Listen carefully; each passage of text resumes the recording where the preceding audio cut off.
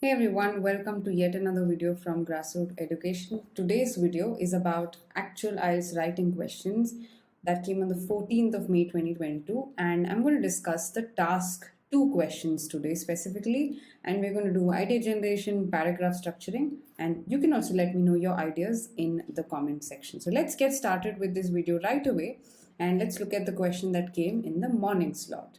So this was a question. Many people think that countries should produce food for all the population that's there in the country and import as little as possible. To what extent do you agree or disagree? Now, in this case, you may want to structure this answer in 3 different ways. One way is to agree completely. Second way is to disagree completely. And the third way is to partially agree and also disagree at the same time. So when you're partially agreeing or partially disagreeing, you need to be clear about what you're agreeing to and what you're disagreeing to. But here are some ideas about how you can completely agree or how you can completely disagree. Now, let's say you agree that a country should not be importing food. In that case, your supporting points can be these. The first point can be that it helps improve economy because you're getting food from local farmers, you're providing for those farmers, and hence you are improving the economic conditions.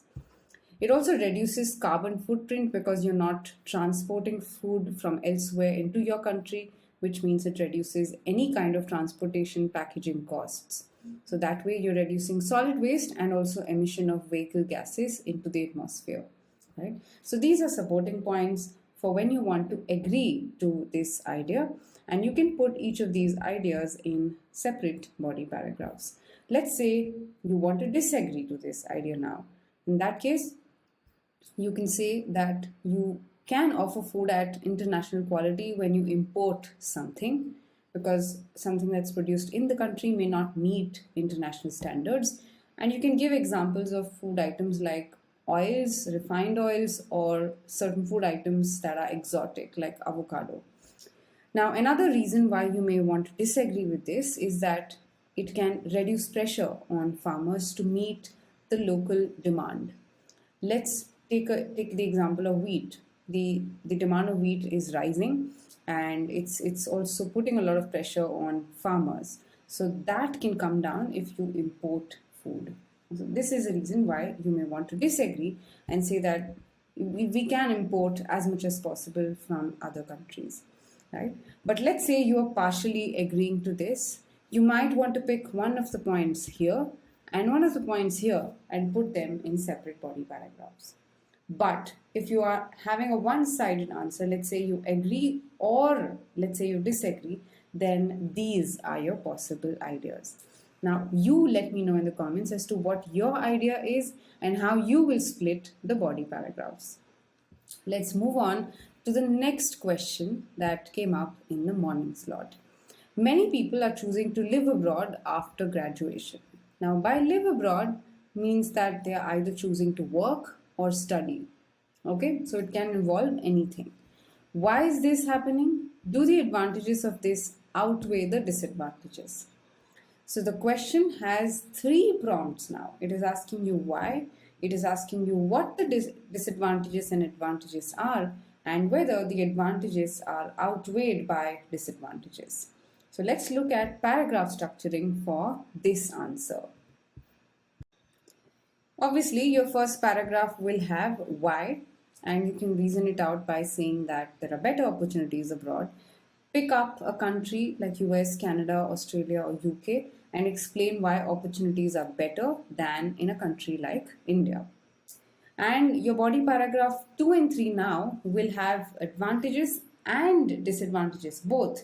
Even though the question says, do the advantages outweigh the disadvantages? It's a simple question asking you whether advantages are significant or disadvantages are significant. Now, in that case, you have to mention both and reason out in your conclusion as to why this happens. So your advantages can be this, that there's better quality of life and there's exposure to diverse cultures and hence you learn more.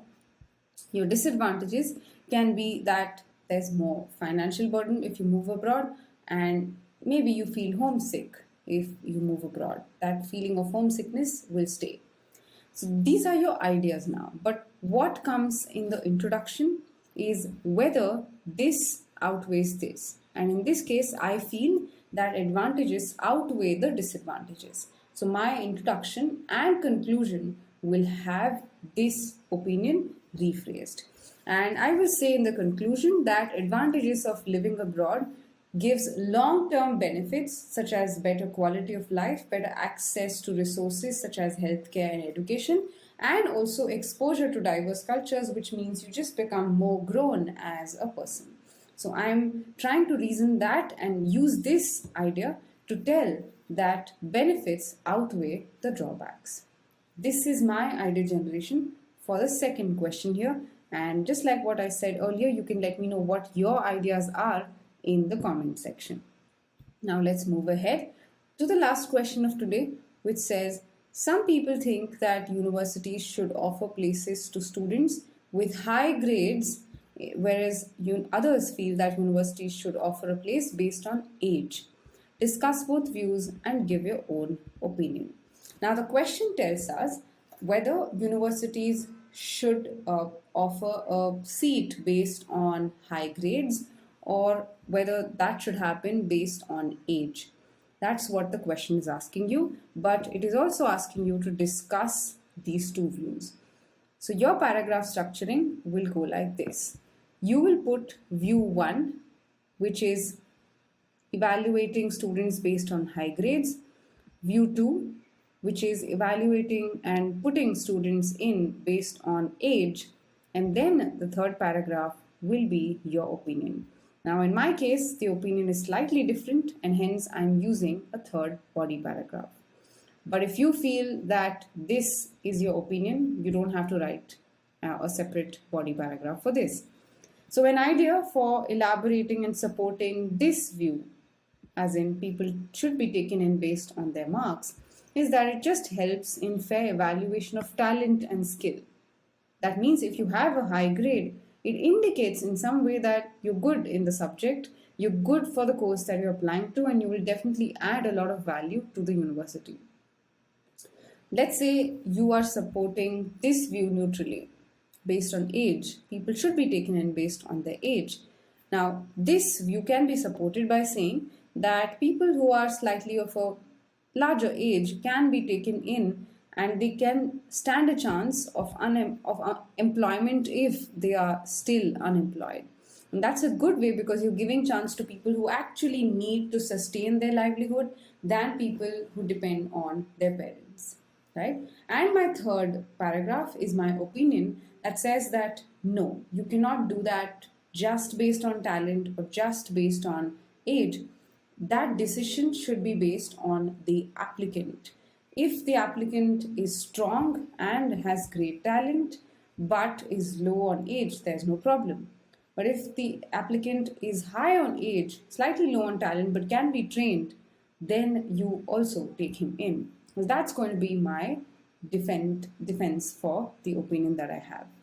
Okay, so I hope this lesson helped you structure and gain ideas for these questions that came on the 14th of May. If you enjoyed this lesson as much as I did, you can let me know your questions and doubts on the comments and I will personally answer them. If you want to take a free class on writing, you can click on the link below, register, and you'll receive alerts for whenever the class happens. I'll see you guys in another video. Make sure you're practicing and you're consistent. Bye-bye. Have a good day.